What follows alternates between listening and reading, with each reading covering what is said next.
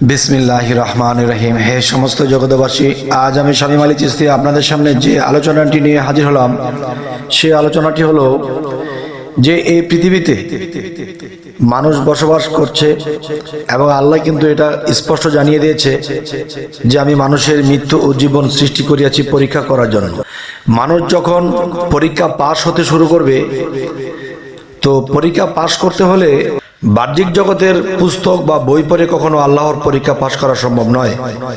তবে যে পরীক্ষা, সেটা হলো রুহানি জগতের পরীক্ষা, আত্মজগতের পরীক্ষা, যে কোন কোন পরীক্ষাগুলো পাশ করলে আপনি আল্লাহর রূপের দর্শন হবে। কিন্তু এখানে একটি কথা হলো যে আপনারা থাম্বনেলে যেটা পেয়েছেন যে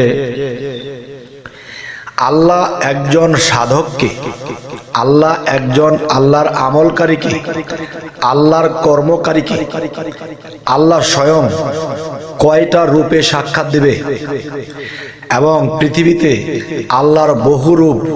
একটি কথা আছে যে নিরাকার, যার আকার নেই, এরকমই মানুষ বুঝতে পারছে, কিন্তু আসলে এই বোঝাটা ঠিক নয়।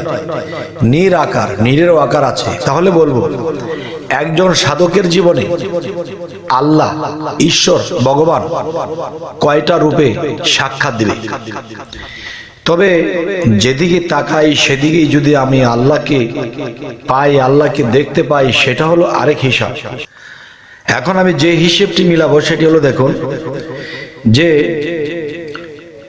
মানুষের মধ্যে যদি আল্লাহ বসবাস করে থাকে, তাহলে আমি ছোটবেলা থেকে আসি যে পিতামাতা যে রূপ নিয়ে তাকে জন্ম দিয়েছে আরেকটা রূপের, সেই পিতামাতার মধ্যে কিন্তু আল্লাহ আছে।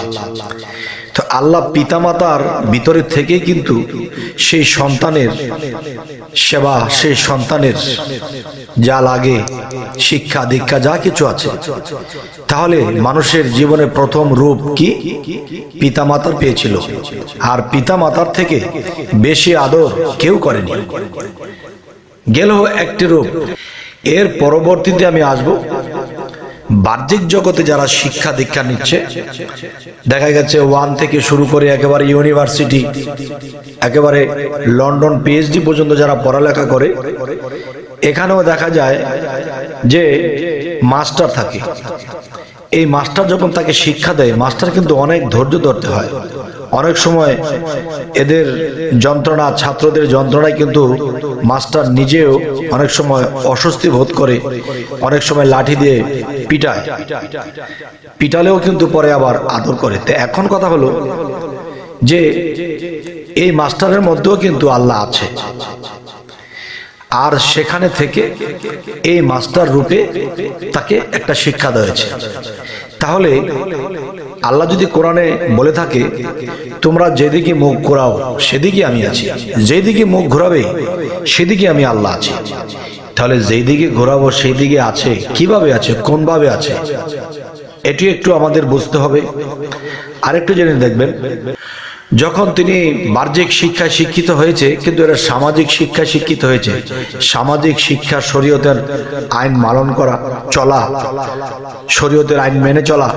তাহলে এটাও কিন্তু দেখা গেছে শরীয়তটাও কিন্তু আল্লাহর, শরীয়তের শিক্ষাটাও কিন্তু আল্লাহর। যদি কেউ সূক্ষ্ম পথে থাকে, তাহলে এই চলে গেল শরীয়তে আল্লাহর রূপ, যে মানুষ কেউ পিতামাতার মধ্যে আল্লাহ, কখনো মাস্টারের মধ্যে আল্লাহ। আচ্ছা, তাহলে সে মাস্টারকে যে রূপে চিনে তাকে কিন্তু অন্তর্গত প্রভুর মতোই তাকে মানত। পিতামাতাও কিন্তু তাদেরকে প্রভুর মতোই মানত, যে পিতামাতার কথা ছাড়া চললে জাহান্নামে যেতে হবে, হ্যাঁ, আল্লাহ নারাজ হবে, এবং মাস্টার গুরুজনের কথা না শুনলেও জাহান্নামে যেতে হবে। এই একটা বিষয়। আরেকটা বিষয় হলো, দেখেন যে আরেকটা রূপের মধ্যে যদি যাই, সেটা হলো কি? সেটা আধ্যাত্মিক রূপ। সেই আধ্যাত্মিক রূপের বা আধ্যাত্মিক জ্ঞানের যে শুরুটা, এই শুরুটা হবে নিজ গুরু মুর্শিদ দিয়ে, পীর মুর্শিদ দিয়ে শুরু হবে। সেটা কিভাবে, কখন, কিভাবে, কি? যখন একজন ব্যক্তি একজন মুর্শিদ ধরলো বা গুরু ধরলো, তখন কিন্তু গুরু তাকে সামাজিক, আধ্যাত্মিক, তরিকত, হাকিকত, মারিফত সমস্ত সাইড তাকে শিক্ষা দিতে শুরু করেছে। বিশেষ করে আধ্যাত্মিক জগৎটাই বেশি শিক্ষা দেওয়া হয়, যেহেতু আত্মজগৎ, গুরু হলো রুহানি পিতা বা আত্মার পিতা। তাহলে সেখানে গুরুর রূপেও কিন্তু আল্লাহ আছে, আর সেই রূপে তাকে শিক্ষা দিয়েছে অল সাইড। এ হলো একটা বিষয়। আরেকটা রূপের মধ্যে যদি যাই, তখন সেই গুরু মুর্শিদ যদি স্বপ্নযোগে ভক্তকে শিক্ষা দেয় বা এসে বিভিন্ন কিছু তাকে জানায়, শিক্ষা দেয়, তখন সেখানেও একটা রূপ। এরপরে মুর্শিদ রূপ আয়না, এই আয়নার ভিতরে থাকে ময়না। সে ময়না কিন্তু সহজে কথা কয় না যদি সাধনা না করে। তো এখন বলবো, যখন একজন মানুষ শিষ্য হয়, গুরু মুর্শিদ ধরে, তাকে মানতে শুরু করে, বাহ্যিক চর্ম যে শরীর, হাড্ডি মাংসর যে শরীর, সে শরীর নিয়ে কিন্তু শিক্ষা দিচ্ছে, আবার আত্মজগতে সেই মুর্শিদ রূপে আবার শিক্ষা দিচ্ছে। এখানে একজনকে দুইটি শিক্ষা রূপে বা শিক্ষক রূপে পাওয়া যাচ্ছে। তো এবার আসবো, যার যার গুরু মুর্শিদের রূপ স্রোত যখন ধ্যান সাধনা করে, তখন এরকম ধ্যান সাধনা করতে করতে করতে করতে তখন গুরুর যে রূপ স্রোত, মুর্শিদের যে রূপ স্রোতটা আছে, এটা আয়নায় পরিণত হয়।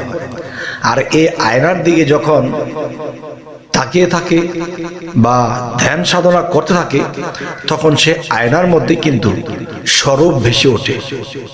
যে স্বরূপ আছে, সেই স্বরূপকে, যাকে নিরঞ্জন বলা হয়, সেই আয়নার মধ্যে বা সেই দর্পণের মধ্যে যখন নিজ বা স্বরূপ ভেসে ওঠে, তখন সেখানেও কিন্তু শিক্ষণীয় বিষয় আছে।